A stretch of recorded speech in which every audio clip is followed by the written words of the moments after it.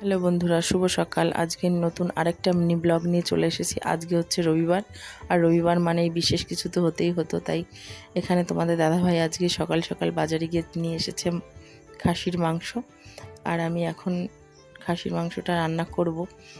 যেহেতু আমরা মধ্যবিত্ত ফ্যামিলি থেকে বিলং করি, তাই আমাদের প্রতিনিয়ত যদি না হয়, মাঝে মধ্যে যখন খাসির মাংস খাওয়া হয় তো তখন সবাই খুব তৃপ্তি করে খায়। আর আমি আমার মতো করেই রান্না করছি, আমি যেভাবে আমাদের সবাই পছন্দ করে সেভাবেই রান্না করছি এখানে।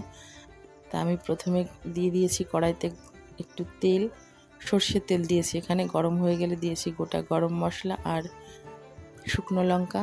তারপর এখানে আমি প্রথমে দিয়েছি পেঁয়াজ বাটা, রসুন, তারপর দিয়েছি আদা, কাঁচা লঙ্কা, শুকনো লঙ্কা বাটা। মশলাটাকে ভালো করে ভেজে নিয়ে তারপর এখানে আমি আগের থেকে ম্যারিনেশন করা টক দই, সর্ষের তেল আর একটু হলুদ আর লবণ দিয়ে আমি মাংসটাকে আগের থেকেই এখানে আমি ম্যারিনেশন করে রেখেছিলাম। তারপর আস্তে আস্তে ভালো করে আমি এখানে কষিয়ে নিয়েছি।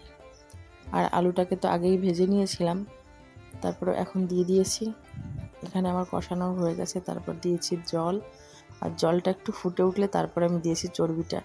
আমি প্রথম থেকেই চর্বিটা দেইনি, আমি পরে দিয়েছি। এইভাবে দিলে চর্বিটা অনেকটা সময় গলে না আর খুব ভালো খেতে হয়।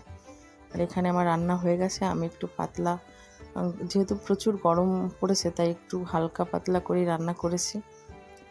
আর এখানে বসে গেছে আমার ছেলে খেতে। এখানে সবাই বসে গেছে দুপুরবেলা, একটু যদিও আজকে বেলা হয়ে গেছে। আজকের ভিডিওটা তোমাদের কেমন লেগেছে অবশ্যই কমেন্টে জানাবে, আর আমার চ্যানেলটাকে সাবস্ক্রাইব করে দেবে। আজকের ভিডিওটা কেমন হয়েছে সবাই কমেন্টে জানাবে।